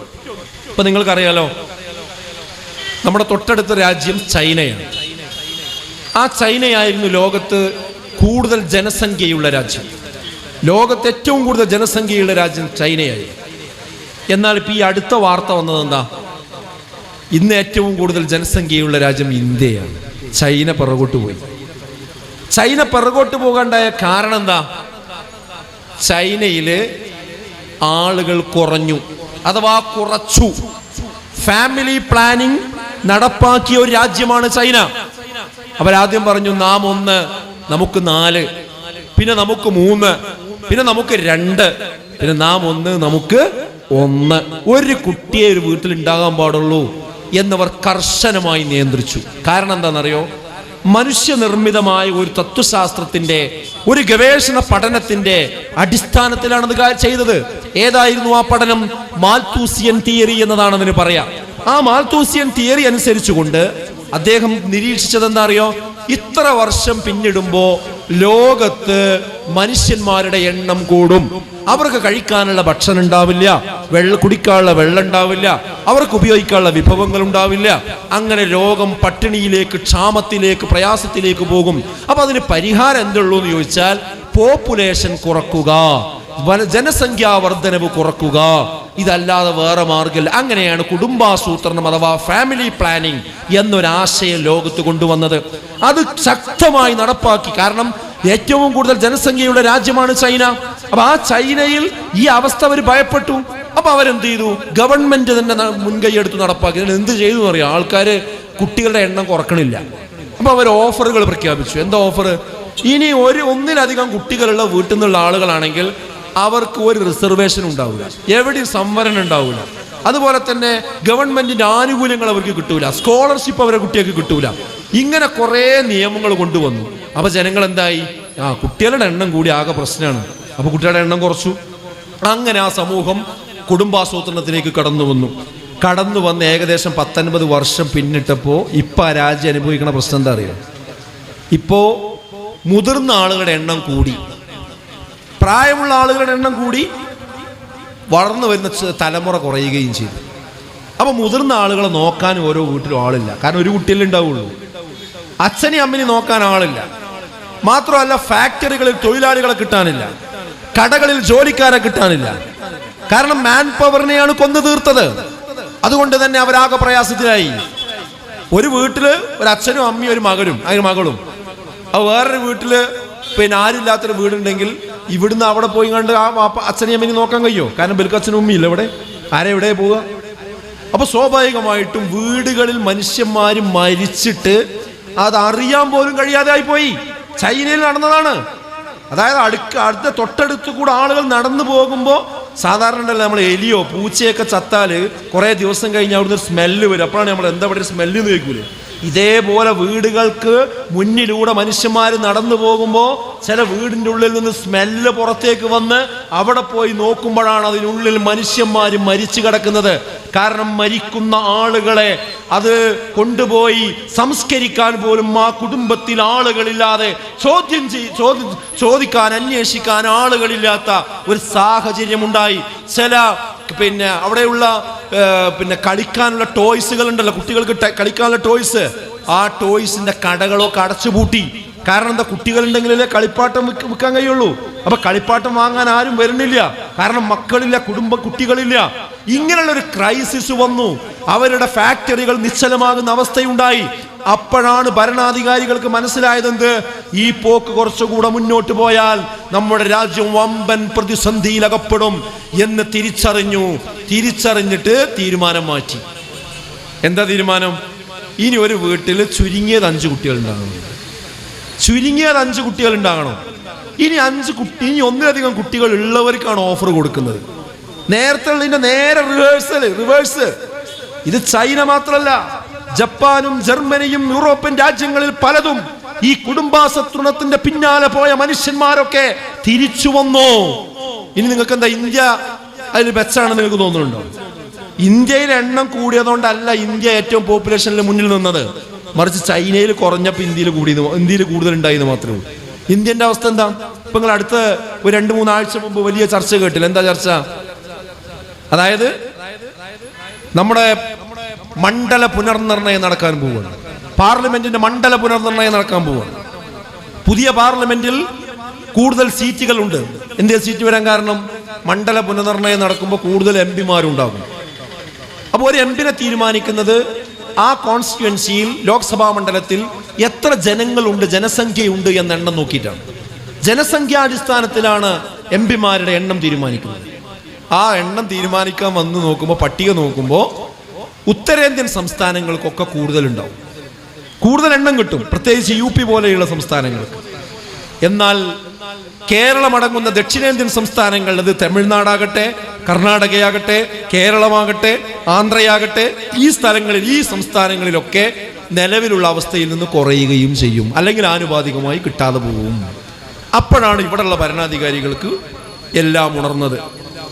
അപ്പൊ എന്താ സംഭവം? ഈ ഫാമിലി പ്ലാനിങ് ലോകം മുഴുവൻ നടത്തിയപ്പോൾ ഇന്ത്യയിലും അത് വന്നു.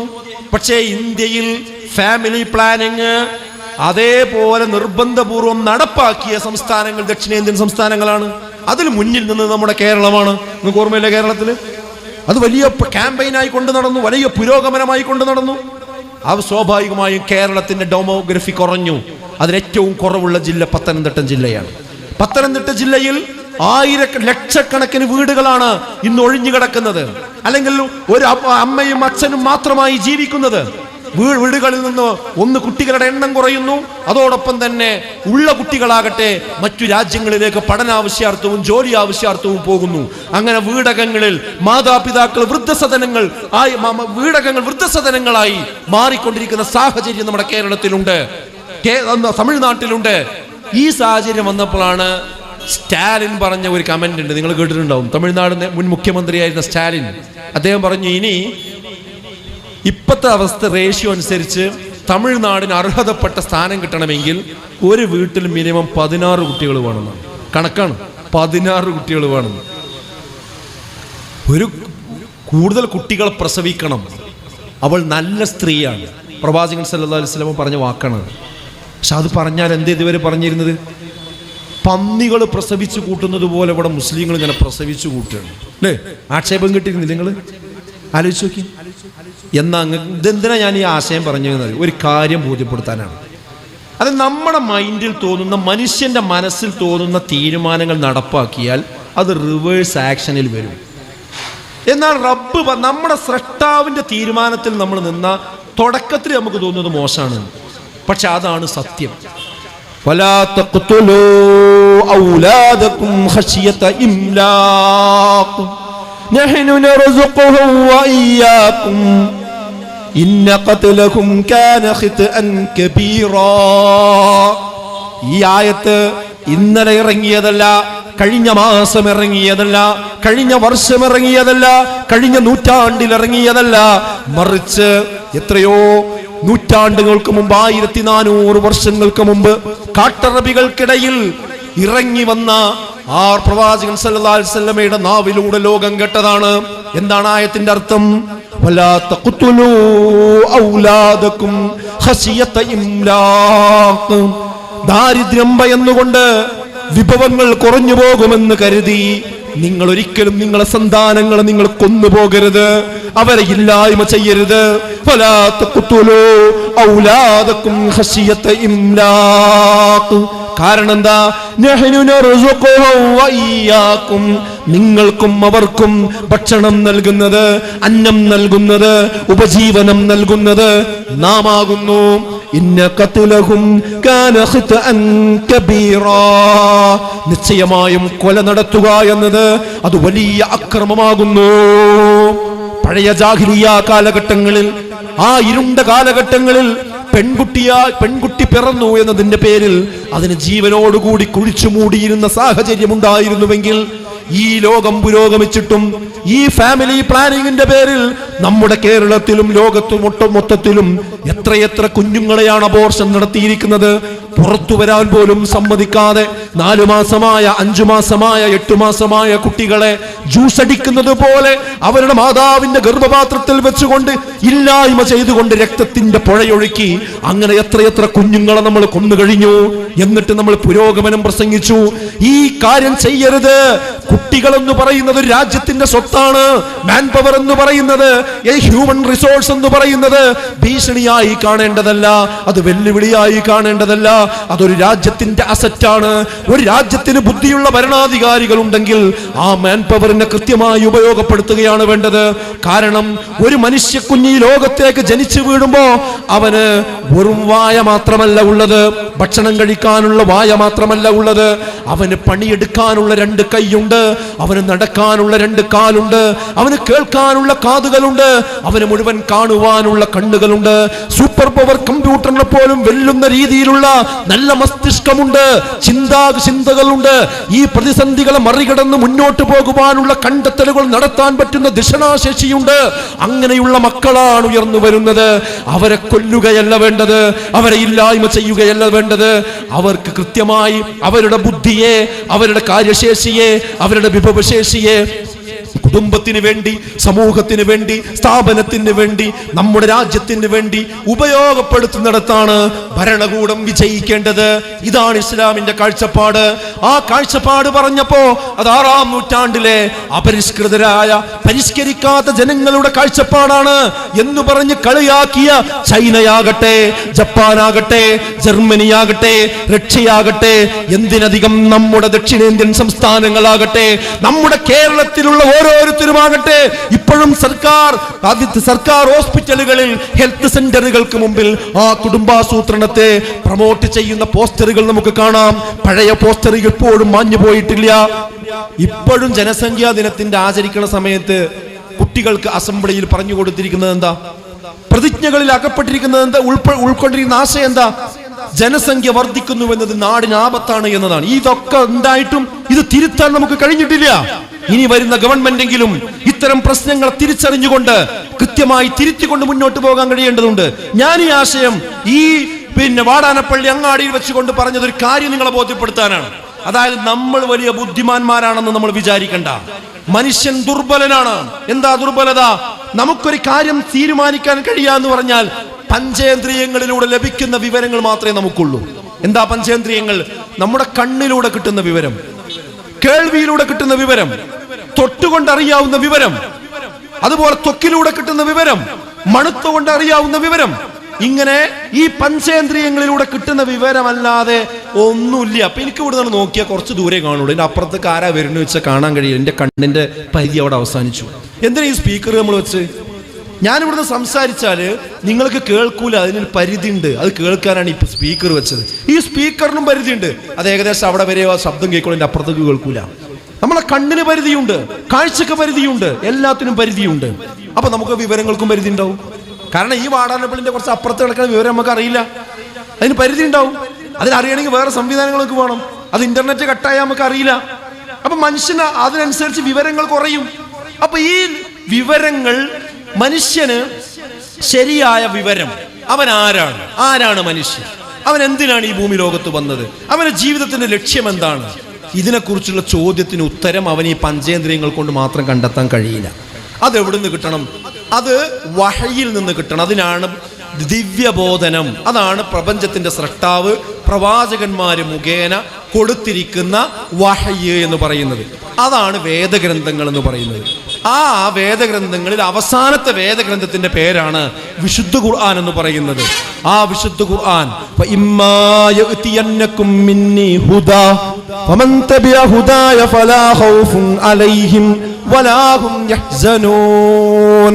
എന്നിൽ നിന്നുള്ള ഹിദായത്ത് നിങ്ങൾക്ക് വന്നു കിട്ടിയാൽ, എന്നിൽ നിന്നുള്ള മാർഗദർശനം നിങ്ങൾക്ക് എത്തിച്ചേർന്നാൽ, അതിനെ ആര് പിൻപറ്റുന്നുവോ അവർക്ക് ദുഃഖിക്കേണ്ടി വരില്ല, അവർക്ക് വിഷമിക്കേണ്ടി വരില്ല, അവർക്ക് പ്രയാസപ്പെടേണ്ടി വരില്ല, അവർക്ക് ഭയപ്പെടേണ്ടി വരില്ല, അവർക്ക് സമ്പൂർണമായ നിർഭയത്വം ഉണ്ടാകും.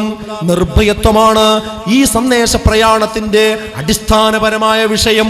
നിർഭയത്വം തൗഹീദിലൂടെ, അഥവാ മനുഷ്യന് സമാധാനം ലഭിക്കുന്നത് ഏകദൈവ വിശ്വാസത്തിലൂടെ. വിശ്വസിക്കുന്നതിലൂടെ, ഈ പ്രപഞ്ചത്തിനൊരു നാഥനുണ്ടെന്ന് വിശ്വസിക്കുന്നതിലൂടെ, ആ നാഥൻ എന്നെ സദാസമയം നിരീക്ഷിച്ചു കൊണ്ടിരിക്കുന്നുണ്ട് എന്ന വിശ്വാസത്തിലൂടെ, ഞാൻ ഏത് സമയത്തും ഈ ഭൂമിയിൽ നിന്ന് മരിച്ചു പോകാമെന്ന വിശ്വാസത്തിലൂടെ, ഞാൻ മരണപ്പെട്ടാൽ രണ്ടാമത് ഖബറിൽ എഴുന്നേറ്റ് വരുമെന്ന വിശ്വാസത്തിലൂടെ, അതിനുശേഷം മഹ്ശറയുണ്ട് എന്ന വിശ്വാസത്തിലൂടെ, അവിടെ സ്വർഗ്ഗ നരകങ്ങളുണ്ടെന്ന വിശ്വാസത്തിലൂടെ, ഇവിടെ ഞാൻ നന്മ ചെയ്തിട്ടുണ്ടെങ്കിൽ എനിക്ക് അവിടെ ശാശ്വതമായ സ്വർഗമുണ്ട്, ഇവിടെ ഞാൻ തിന്മ ചെയ്തിട്ടുണ്ടെങ്കിൽ അവിടെ ശാശ്വതമായ നരകമാണുള്ളത്.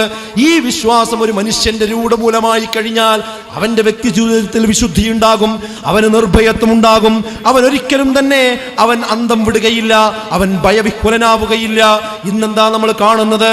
കറുത്ത പൂച്ച റോഡ് വിലങ്ങോടിയാൽ അവനതാ ഭയപ്പെടുന്നു. പോകുന്ന നേരത്ത് ആരെങ്കിലും ഒന്ന് തുമ്മിയാൽ ചില ആളുകൾക്ക് ഭയമാണ്. മുന്നിൽ ഒഴിഞ്ഞ പാത്രം ദൃശ്യമായാൽ ചില ആളുകൾക്ക് ഭയപ്പെട്ടുകൊണ്ടിരിക്കുകയാണ്. ഇറങ്ങുന്ന നേരം പിന്നിൽ നിന്ന് ആരെങ്കിലും ഒന്ന് വിളിച്ചാൽ ഇന്നത്തെ യാത്ര ശരിയാവില്ല എന്ന് തോന്നുകയാണ്. ഉപ്പുകൂട്ടി കൈതട്ടി വല്ല താഴെ സാധനങ്ങളും താഴെ വീണ് കഴിഞ്ഞാൽ അതോ എന്തോ ഒരു ബുദ്ധിമുട്ട് വരുന്നുണ്ട് എന്ന ബേജാറാണ്. കത്തി നിലത്ത് തറച്ചു വീണാൽ അതിലെന്തോ ശകുനമുണ്ടെന്നാണ് വിചാരിക്കുന്നത്. എരിയുന്ന വിളക്ക് പെട്ടെന്ന് അണഞ്ഞു പോയാൽ എന്തോ ഒരു അപകടം വരുന്നുണ്ടെന്നാണ് ചിലർ വിചാരിക്കുന്നത്.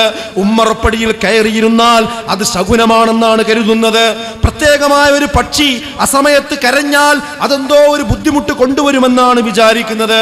വീടിന്റെ വടക്ക് വശത്ത് ഒരു കാക്ക വന്നിരുന്ന് കരഞ്ഞാൽ എന്തോ ഒരു ബുദ്ധിമുട്ട് അതിലൂടെ വരുമെന്നാണ് കരുതുന്നത്. രാത്രി സമയങ്ങളിൽ മൂങ്ങയൊന്ന് മൂളിപ്പറന്നാൽ ഇതാ എനിക്ക് അസ്വസ്ഥത വർദ്ധിക്കുകയായി. വീട്ടുമുറ്റത്ത് ചെമ്പോത്ത് വന്നിരുന്നാൽ അതെന്തോ ഒരു ശകുനപ്പിഴയായി മാറി. തുടർച്ചയായി കണ്ണിങ്ങനെ തുടിച്ചുകൊണ്ടിരുന്നാൽ അതെന്തോ ഒരു അശുഭലക്ഷണമായി. അരയിൽ കെട്ടിയ ഏലച്ചങ്ങാനും മറ്റുപോയാൽ ആകെ പരിഭ്രാന്തനായി. വസ്ത്രം അബദ്ധത്തിൽ മുള്ളുകൊണ്ടൊന്ന് കീറിയാൽ അത് ശകുനപ്പിഴയായി. കൈവെള്ളയിൽ ചൊറിച്ചിലനുഭവപ്പെട്ടാൽ ചില ആളുകൾക്ക് എന്തോ ഒരു അസ്വസ്ഥതയാണ്.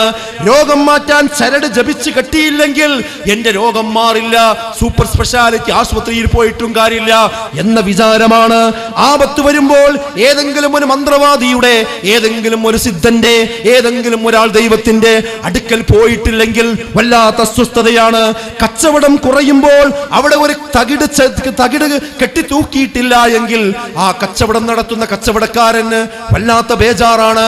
പുതിയൊരു വാഹനം ലക്ഷങ്ങൾ കൊടുത്ത് റോട്ടിലിറക്കുമ്പോ അത് റോഡിൽ ഓടിക്കാൻ അറിഞ്ഞാൽ മാത്രം പോരാ, അതിന്റെ മുമ്പിൽ ഒരു കറുത്ത തുണിയോ ഒരു കറുത്ത മാലയോ ജപിച്ചുകൊണ്ട് കെട്ടിവെച്ചാൽ മാത്രമേ അവന് സമാധാനം കിട്ടുന്നുള്ളൂ.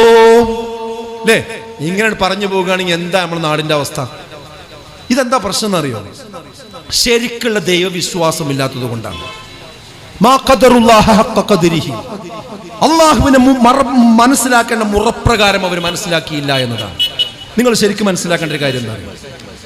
അതായത് നമ്മൾ അഭൗതികമായ മാർഗത്തിലൂടെ അഥവാ മറഞ്ഞ മാർഗത്തിലൂടെ, അദൃശ്യമായ മാർഗത്തിലൂടെ, കാര്യകാരണ ബന്ധങ്ങൾക്ക് അതീതമായ മാർഗത്തിലൂടെ നമ്മൾ ഒരു ശക്തിയെയും, ഒരു സൃഷ്ടിയെയും, ഒരു കല്ലിനെയും, ഒരു ഭസ്മത്തെയും, ഒരാൾത്താരയെയും, ഒരു ഖബറിനെയും, ഒരു ശൈഖിനെയും, ഒരു ജിന്നിനെയും, ഒരു മലക്കിനെയും, ഒന്നിനെയും നമ്മൾ ഭയപ്പെടേണ്ടതില്ല. ഏത് മാർഗത്തിലൂടെ? അഭൗതികമായ മാർഗത്തിലൂടെ അഥവാ കാര്യകാരണ ബന്ധങ്ങൾക്ക് അതീതമായ വഴിയിലൂടെ. ഇതാണ് നിർഭയത്വമുള്ള വിശ്വാസം, ഇതാണ് തൗഹീദിന്റെ വിശ്വാസം. അവിടെ ആരെ നമ്മൾ ഭയപ്പെടേണ്ടതുള്ളൂ? അള്ളാഹുവിനെ മാത്രം. എനിക്ക് കാര്യകാരണ ബന്ധങ്ങൾക്ക് അതീതമായ ഒരു വഴിയിലൂടെ അഥവാ അഭൗതികമായ വഴിയിലൂടെ എന്നെ എന്തെങ്കിലും സഹായിക്കാൻ കഴിയ റബ്ബിന് മാത്രമേ ഉള്ളൂ. എനിക്ക് എന്തെങ്കിലും ബുദ്ധിമുട്ട് കൊണ്ടുവരാൻ കഴിയും എൻ്റെ റബ്ബിന് മാത്രമേ ഉള്ളൂ. അതൊരിക്കലും തന്നെ ഇവിടെയുള്ള മറ്റു സിദ്ധന്മാർക്കോ മന്ത്രവാദികൾക്കോ കുട്ടിച്ചാത്തന്മാർക്കോ സാഹിറന്മാർക്കോ ഒരാൾക്കും തന്നെ കാര്യകാരണ ബന്ധങ്ങൾക്ക് അതീതമായ വഴിയിലൂടെ എന്നെ രക്ഷിക്കാനോ ശിക്ഷിക്കാനോ കഴിയില്ല എന്നാണ് ഉറപ്പിച്ച് വിശ്വസിക്കുന്നതിന്റെ പേരാണ് ശരിക്കും തൗഹീദ് എന്ന് പറയുന്നത്. ഈ വിശ്വാസമുള്ള ഒരാൾക്ക് ഒരു പ്രയാസം ഉണ്ടാവില്ല. രാത്രി കിടക്കുമ്പോൾ ആ പ്രാർത്ഥനയും ചൊല്ലിയാണ് കിടന്നാൽ ഉഷാറായിട്ടും കിടന്നുറങ്ങും. രാവിലെ ആ പ്രാർത്ഥനയും ചൊല്ലി എഴുന്നേറ്റ് കഴിഞ്ഞാൽ മനസമാധാനത്തോടു കൂടി ജീവിതത്തിലേക്ക് കടക്കാൻ കഴിയും. അത്രക്ക് ക്ലിയർ ആയിട്ട് എന്ത് ചെയ്യാൻ പറ്റും? മുന്നോട്ട് പോകാൻ കഴിയും ആ വിശ്വാസത്തെ. അപ്പൊ അത് വിചാരിക്കുമ്പോൾ ആൾക്കാർ എന്താ ഈ കാര്യകാരണ ബന്ധം, നിങ്ങൾ അങ്ങനെ വാക്ക് ഉപയോഗിച്ചാൽ നമുക്കത് മനസ്സിലാവില്ലല്ലോ എന്നുള്ളത്. ഞാൻ ഒറ്റ എക്സാമ്പിൾ മാത്രം പറയാം. ഉമ്മ മുറ്റം അടിച്ചുകൊണ്ടിരിക്കുകയാണ്. മുറ്റം ഇങ്ങനെ അടിച്ചുകൊണ്ടിരിക്കുന്ന സമയത്താണ് പെട്ടെന്ന് ഒരു 2-2.5 വയസ്സുള്ള ഒരു കുട്ടി ഇങ്ങനെ മെല്ലെ ഒരു കിണറിൻ്റെ പക്കത്ത് പോയിട്ട്, ആൾമറല്ലാത്ത കിണറിൻ്റെ പക്കത്ത് പോയിട്ട് അതിലേക്ക് ഇങ്ങനെ എത്തി നോക്കി, പിന്നെ അവിടെ ഇരുന്ന് ഒരു കാലയ്ക്ക് തൂക്കിയിട്ട് ഇങ്ങനെ ഇരിക്കുന്നുണ്ട്. പെട്ടെന്നാണ് ഉമ്മ അത് കണ്ടത്. അപ്പൊ ഉമ്മ പെട്ടെന്ന് എന്ത് പറഞ്ഞു? ബഷീറേ, കുട്ടി അതാ കിണറ്റിന് വീഴാൻ പോണൂന്ന് പറഞ്ഞു, അവനെ പോയി രക്ഷിക്കേന്ന് പറഞ്ഞു. എന്താ ഉമ്മ അങ്ങനെ വിളിച്ചു പറയാൻ കാരണം എന്നറിയോ? ഈ കുട്ടിയുടെ വാപ്പയായ ബഷീർ അവിടെ ബെഡ്റൂമിലുണ്ട്. അപ്പൊ ഉറക്കെ വിളിച്ചാൽ ആ ബെഡ്റൂമിക്ക് കേൾക്കും. കേട്ടാ ബഷീർ അവിടുന്ന് എഴുന്നേറ്റ് വരും. അവൻ വന്ന ശേഷം എന്ത് ചെയ്യും? ആ കുട്ടിയെ എടുത്തുകൊണ്ടുപോയി രക്ഷപ്പെടുത്തും. ഇത് കാര്യകാരണ ബന്ധത്തിന്റെ ഉള്ളിലുള്ള വിഷയമാണ്. വിഷയം മനസ്സിലായോ? എന്താ അവിടുത്തെ കാര്യം? അവിടുത്തെ കാര്യം എന്ന് പറയുന്നത് കുട്ടി കിണറ്റിലേക്ക് വീഴാൻ പോകുന്നുണ്ട് എന്നുള്ളതാണ്. അതിനുള്ള കാരണം, അതിനെ രക്ഷപ്പെടുത്താനുള്ള കാരണത്തിന് വിളിക്കാൻ കാരണം എന്താ? അവന്റെ വാപ്പ അവിടെ ഉണ്ട് എന്നുള്ളതാണ്. അവനെ വിളിച്ചാൽ കേൾക്കും എന്നുള്ളതാണ്. കേട്ടാ അവൻ വരും എന്നുള്ളതാണ്. വന്നാൽ ഈ കുട്ടിനെ എടുത്തുകൊണ്ട് പോകും എന്നുള്ളതാണ്. അപ്പൊ കാര്യവും കാരണമൊക്കെ ആയല്ലോ, നമുക്ക് സുതാര്യമാണ് വിഷയം. അപ്പൊ എങ്ങനെയാണ് ആ കുട്ടിനെ രക്ഷപ്പെടുത്തുക എന്നുള്ളത് കാര്യകാരണ ബന്ധത്തിന്റെ ഉള്ളിലുള്ള വിഷയമാണത്. ആ വിളി ഒരിക്കലും തെറ്റല്ല, അത് ശിർക്കല്ല, അത് കുഴപ്പമുള്ള വിളിയല്ല, ആ സഹായതേട്ടം തെറ്റല്ല. കാരണം എന്താ? അത് കാര്യകാരണ ബന്ധത്തിന്റെ ഉള്ളിലുള്ളതാണ്. എന്നാൽ ഈ ബഷീർ എന്ന് പറഞ്ഞ ആള് മരണപ്പെട്ടു പോയിക്കണമെന്ന് വിചാരിക്കുക, ഇപ്പൊ അല്ല, ജീവിച്ചിരിക്കണില്ല. അപ്പോഴാണ് ഈ കുട്ടി എന്ത് ചെയ്യുന്നത്? ഇങ്ങനെ പോയിട്ട് ഈ ഒരു അവസ്ഥ ഉമ്മ കാണുന്നത്. അപ്പൊ ഉമ്മ വിളിച്ചു പറയാണ്, എന്റെ ബഷീറേ, എന്റെ കുട്ടിനെ കാക്കേ. അപ്പൊ ശിർക്കായി. അപ്പൊ തൗഹീദിന്ന് പോയി. എന്തേ കാരണം? അത് കാര്യകാരണ ബന്ധത്തിന്റെ അപ്പുറത്തുള്ളൊരു വിളിയാണ്. എന്തേ അങ്ങനെ ആകാൻ കാരണം? ഉമ്മാന്റെ വിളി ബഷീർ കേൾക്കൂല. കാരണം ബഷീർ മരിച്ചുപോയ ആളാണ്. അതുകൊണ്ട് ഉമ്മാന്റെ വിളി കേൾക്കൂല എന്ന് മാത്രമല്ല, ബഷീറിന് വരാനും കഴിയില്ല, കുട്ടിനെ രക്ഷപ്പെടുത്താനും കഴിയില്ല. അപ്പൊ അതുകൊണ്ട് ബഷീറിന് കഴിയാത്തൊരു കാര്യം ആ ബഷീറിനോട് ആവശ്യപ്പെടുമ്പോൾ അതെന്തായി മാറി? അത് ശിർക്കായി മാറി. അഥവാ കാര്യകാരണ ബന്ധത്തിന്റെ അതീതമായി നമ്മളെ രക്ഷിക്കാനും ശിക്ഷിക്കാനും ഒക്കെ അള്ളാഹ്ക്ക് മാത്രമേ കഴിയൂ എന്ന വിശ്വാസം അവിടെ നഷ്ടപ്പെട്ടു പോയി. അത് മരിച്ചു പോയവർക്കും കഴിയുമെന്ന് നമ്മൾ വകവെച്ചു കൊടുത്തു. അതുകൊണ്ടാണ് മുയദ്ദീൻ ഷേഖെ കാക്കണേ, ബദരീങ്ങളെ രക്ഷിക്കണേ എന്നിങ്ങനെ വിളിക്കാൻ പാടില്ല. കാരണം അവരോട് ആദരവില്ലാത്തത് കൊണ്ടല്ല, അവരെ ബഹുമാനിക്കാത്തത് കൊണ്ടല്ല. അവരാദരിക്കണം, ബഹുമാനിക്കണം. പക്ഷേ അവര് വഫാത്തായി പോയിട്ടുണ്ട്. ഇനി അവരോടല്ല നമ്മൾ പറയേണ്ടത്, അവരെ സൃഷ്ടിച്ച അള്ളാഹുവിനോടാണ്, അവർ പ്രാർത്ഥിച്ച അള്ളാഹുവിനോടാണ്. ഇതാണ് തൗഹീദ് എന്ന് പറയുന്നത്. അപ്പൊ ആ തൗഹീദിൽ വിശ്വസിക്കുമ്പോൾ മാത്രമേ നമുക്ക് സമാധാനം ഉണ്ടാവുള്ളൂ, നമുക്ക് നിർഭയത്വം ഉണ്ടാവുകയുള്ളൂ എന്ന് കൃത്യമായിട്ട് നമ്മൾ മനസ്സിലാക്കേണ്ടതുണ്ട്. അപ്പൊ ഞാൻ പറഞ്ഞ ചുരുക്കം കാര്യം മനസ്സിലായിട്ടുണ്ടാവുമല്ലോ. അതായത് കാര്യകാരണ ബന്ധങ്ങൾക്ക് അതീതമായി ഒരു രക്ഷയും ഒരു ശിക്ഷയും തരാൻ വേറെ ആർക്കും കഴിയില്ല, അള്ളാഹ്ക്ക് മാത്രമേ കഴിയൂ. ഈ തൗഹീദ് സുഹൃത്തുക്കൾ നമ്മൾ മനസ്സിലുണ്ടായാൽ നമുക്ക് ഒരു പേടിയില്ല. ഒരു കറുത്ത പൂച്ച ഇതിലാണ് പാഞ്ഞാൽ അതാണ് പോയിക്കോട്ടെ, എന്നിട്ട് വണ്ടിന് പോവും, ഒരു പ്രശ്നമില്ല. കാരണം എന്താ? എനിക്ക് അഭൗതികമായ മാർഗത്തിലൂടെ ഒരു പ്രശ്നം കൊണ്ടുവരാൻ ആ കറുത്ത പൂച്ചക്ക് കഴിയില്ല, ഒരു കോഴിമുട്ടക്ക് കഴിയില്ല, ഒരു സാധനത്തിനും കഴിയില്ല, ഒരു മന്ത്രവാദിക്കും കഴിയില്ല. പിന്നെ അവരെന്തെങ്കിലും ചെയ്യുന്നുണ്ടെങ്കിലോ അത് കാര്യകാരണ ബന്ധത്തിനുള്ളിലുള്ള കാര്യങ്ങളായിരിക്കും, അതിന്റെ അപ്പുറത്തേക്ക് കഴിയില്ല. പിന്നെന്തിനാ? ഒരു പാമ്പ് ഈ പിന്നെ അവിടുന്ന് ഒരു വേക്കുന്ന ഒരു പാമ്പ് ഇപ്പൊ ഈ കസേരന്റെ അടിയിൽ കൂടി വന്നു വിചാരിക്കും. പെട്ടെന്ന് കണ്ട് ഞങ്ങളവിടെ ഇരിക്കോ? എനിക്കൊരു പേടിയില്ല, ഭയങ്കര നിർഭയത്തുള്ള ആളാണെന്ന് ഇരിക്കോ? ഇല്ല അല്ലേ? എല്ലാവരും എഴുന്നേറ്റ് ഓടും. ഞാൻ അവിടെ ഒറ്റയ്ക്ക് ഇങ്ങനെ പ്രസംഗിക്കുന്നുണ്ടാവും, നിങ്ങളെല്ലാവരും കസേര എടുത്ത് അങ്ങോട്ട് ഓടും, വണ്ടി എടുത്തിട്ട് തച്ചിട്ടു അല്ലേ, ഓടിയിട്ടു, ആകെ പ്രശ്നമാവും. നിങ്ങൾ പേടിച്ചോ അല്ലേ? പേടിക്കാതെ അല്ലേ? അത് കാര്യകാരണ ബന്ധത്തിനുള്ളിലുള്ള പേടിയാണ്. ഏത്? പാമ്പിനെ പേടിക്കലും, പൂച്ചനെ പേടിക്കലും, നരിനെ പേടിക്കലും, ആനനെ പേടിക്കലും ഒക്കെ അത് കടിക്കും, അവിടെ അതിന് പേടിയാണ്. അപ്പൊ അതിനെ പ്രതിരോധിക്കാൻ എന്താ മാർഗം? അതിന് ആ രീതിയിൽ തന്നെ നമുക്ക് എന്തെങ്കിലും ചെയ്യാൻ പറ്റുമോ നോക്കുക, അത്രേ ഉള്ളൂ. അപ്പൊ ആ പേടി ശിർക്കല്ല. എന്നാൽ നമുക്കൊരു ഗുണം വരാൻ, ഒരു ദോഷം തടുക്കാൻ ഒരു പാമ്പിന്റെ രൂപം ഉണ്ടാക്കിയിട്ട് ഒരു സർപ്പക്കാവ് ഉണ്ടാക്കി അവിടെ കൊണ്ടൊന്ന് പ്രതിഷ്ഠിച്ച് രാവിലെ അതിൻ്റെ അടുത്ത് പോയിട്ടൊന്ന് ഇങ്ങനെ തൊഴുത് അതിനോടൊന്ന് പ്രാർത്ഥിച്ചാലേ എനിക്കിന്നൊരു ഒരു ഒരു നിർഭയത്വം കിട്ടുള്ളൂ എന്ന് നമ്മൾ വിശ്വസിച്ചാലോ അത് കാര്യകാരണ ബന്ധത്തിന് അപ്പുറത്തുള്ള പേടിയായി. എങ്ങനെ ആ പാമ്പ് ഇതാക്കിയിട്ട് എന്താ അതിൻ്റെ ലോജിക്ക്? എന്താ? ഒരു ലോജിക്കില്ല. അപ്പം ആ വിശ്വാസം ആരെ കൊണ്ടേ പാടുള്ളൂ? അള്ളാഹുവിനെ പാടുള്ളൂ. അത് പാമ്പിലാക്കാം. അപ്പം അതെന്തായി? അത് ആ ഭൗതിക മാർഗത്തിലൂടെയുള്ള ഒരു പേടിയായി. ആ പേടി ശിർക്കാണ്, അതുകൊണ്ടാണ് പാടില്ല എന്ന് പറയുന്നത്. എന്നാൽ ആ പാമ്പ് ജീവനോട് കൂടി വരികയാണെങ്കിലോ അത് കാര്യകാരണ ബന്ധത്തിന് ഉള്ളിലുള്ള പേടിയാണ്, അപ്പോൾ ശിർക്കല്ല. എത്ര വ്യക്തമാണ് വിഷയം നോക്കി നിങ്ങൾ. അത് ഏത് സൃഷ്ടിയാകട്ടെ ആ സൃഷ്ടികൾക്കൊക്കെ ബാധകമാണ്, അത്രേ ഉള്ളൂ. ഇത് മനസ്സിലായി കഴിഞ്ഞാൽ തൗഹീദിന്റെ വിഷയം വളരെ ക്ലാരിറ്റിയായി. അങ്ങനെയുള്ള ഒരു മനുഷ്യന്, ഒരു സിദ്ധനും ഒരു ബീവിക്കും ഒരു കുട്ടിച്ചാത്തനും ഒരാൾക്കും അവരെ ആത്മീയ ചൂഷണത്തിന് വല വിരിച്ച് അവരെ കൊണ്ടുപോകാൻ കഴിയില്ല. അതുകൊണ്ടാണ് നമ്മൾ പറയുന്നത് നിർഭയത്വം, സമ്പൂർണ്ണ നിർഭയത്വം തൗഹീദിലൂടെ മാത്രമേ കിട്ടൂ. അതുകൊണ്ട് ഈ തൗഹീദിലേക്ക് നമ്മൾ വരണം സുഹൃത്തുക്കളെ. എല്ലാ പ്രവാചകന്മാരും, ചില ആൾക്കാർ ഇതൊക്കെ പ്രസംഗിക്കുമ്പോൾ പറയും, ആദ്യമൊക്കെ പറഞ്ഞ കാര്യങ്ങളൊക്കെ നമുക്ക് മനസ്സിലാക്കാം. ഇപ്പോൾ മൂപ്പര് ബദരീങ്ങളെ കുറ്റം പറയണം, മൊയ്തീൻ ഷേഖിനെ കുറ്റം പറയണം, അല്ലേ? അത് വേണ്ടിയെന്ന് പറയും. ഈ മുജാഹിദീങ്ങൾക്ക് പരിപാടി വെച്ചാൽ അവർക്ക് തൗഹീദ് എന്നല്ല വേറൊന്നുമില്ല എന്ന് പറയുന്ന കുറച്ച് ആൾക്കാരുണ്ടാവും. അങ്ങനെ ആരെങ്കിലും ഉണ്ടെങ്കിൽ ഞാൻ അവരോട് പറയാം, ഇവിടെ വന്ന പ്രവാചകന്മാരെല്ലാവരും ജനങ്ങളോട് പ്രഥമവും പ്രധാനവുമായി പറഞ്ഞ കാര്യം എന്താ? നിങ്ങൾ അള്ളാനെ മാത്രം ആരാധിക്കണം എന്നാണ്. നൂഹ് നബി പറഞ്ഞു, കാലയാ ഖൗമി ഉഅ്ബുദുല്ലാഹ മാ ലക്കും മിൻ ഇലാഹിൻ ഗൈറുഹു. ജനങ്ങളെ, നിങ്ങൾ അള്ളാഹുവിനെ ആരാധിക്കും, അവനല്ലാതെ നിങ്ങൾക്ക് യാതൊരു ദൈവവുമില്ല. പിന്നെ വന്ന ഹൂദ് നബി, യാ ഖൗം ഉഅ്ബുദുല്ലാഹ മാ ലക്കും മിൻ ഇലാഹിൻ ഗൈറുഹു അഫലാ തത്തഖൂൻ. സ്വാലിഹ് നബി, യാ ഖൗം ഉഅ്ബുദുല്ലാഹ മാ ലക്കും മിൻ ഇലാഹിൻ ഗൈറുഹു ഹുവ അൻശഅകും മിനൽ അർദ്. ഇബ്രാഹിം നബി, വഇബ്രാഹീമ ഇദ് ഖാല ലിഖൗമിഹി ഉഅ്ബുദുല്ലാഹ വത്തഖൂ. ശുഐബ് നബി അലൈഹിസ്സലാം, യാ ഖൗമി ഉഅ്ബുദുല്ലാഹ മാ ലക്കും മിൻ ഇലാഹിൻ ഗൈറുഹു. ഈസാ അലൈഹിസ്സലാത്തു വസ്സലാം, വഖാല അൽ മസീഹു യാ ബനി ഇസ്രായീല ഉഅ്ബുദുല്ലാഹ റബ്ബി വറബ്ബക്കും. ഇങ്ങനെ നോക്കൂ നിങ്ങൾ. ഇനി ആർക്കാരും വേറെയുള്ള പ്രവാചകന്മാരൊന്നും തൗഹീദൊന്നും പറഞ്ഞിട്ടില്ല എന്ന് ആർക്കാരും തോന്നുന്നുണ്ടെങ്കിൽ എല്ലാവർക്കുള്ള മറുപടിയാണ് ഖുർആൻ പറഞ്ഞത്. വമാ അർസൽനാ മിൻ ഖബ്ലിക മിൻ റസൂലിൻ ഇല്ലാ നൂഹി ഇലൈഹി അന്നഹു ലാ ഇലാഹ ഇല്ലാ അന ഫഅ്ബുദൂൻ. ഞാനല്ലാതെ യാതൊരു ദൈവവുമില്ല, അതിനാൽ എന്നെ മാത്രം നിങ്ങൾ ആരാധിക്കൂ എന്ന വഹയി നൽകിക്കൊണ്ടല്ലാതെ നിനക്ക് മുമ്പ് ഒരു ദൂതനെയും ഒരു പ്രവാചകനെയും നാം അയച്ചിട്ടില്ല. എത്തയില്ലേ? എല്ലാ സർവ്വ പ്രവാചകന്മാരും അവരുടെ പ്രബോധിത വിഭാഗത്തോട് വന്ന് പ്രബോധനം നടത്തിയ കാര്യമാണെന്ത്? ലാ ഇലാഹ ഇല്ലല്ലാഹ് എന്നത്. ഖുർആനിൽ ഇഷ്ടം പോലെ പ്രാർത്ഥനയാണ്. ആ പ്രാർത്ഥനയിൽ ഏതെങ്കിലും ഒരു പ്രാർത്ഥന ഇബ്രാഹിം നബിയെ കാക്കണമെന്നുണ്ടോ? മൂസാ നബിയെ രക്ഷിക്കണമെന്നുണ്ടോ? മറിയം ബീവിയെ കാക്കണമെന്നുണ്ടോ? ഏതെങ്കിലും മൺമറഞ്ഞു പോയ പ്രവാചകന്മാരോടുണ്ടോ? ഇല്ല. വഖാല റബ്ബുകും ഉദ്ഉനി അസ്തജിബ് ലക്കും. നിങ്ങളുടെ നാഥൻ പറഞ്ഞിരിക്കുന്നു, നിങ്ങൾ എന്നോട് പ്രാർത്ഥിക്കൂ, ഞാൻ നിങ്ങൾക്ക് ഉത്തരം നൽകാം.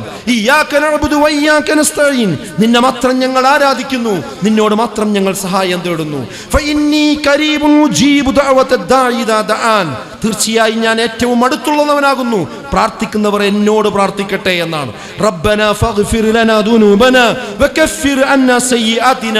ഞങ്ങളുടെ നാഥ, ഞങ്ങളുടെ പാപങ്ങൾ ഞങ്ങൾക്ക് നീ പുറത്തു തരികയും ഞങ്ങളുടെ തിന്മകൾ നീ മായ്ച്ചു കളയുകയും ചെയ്യണമേ.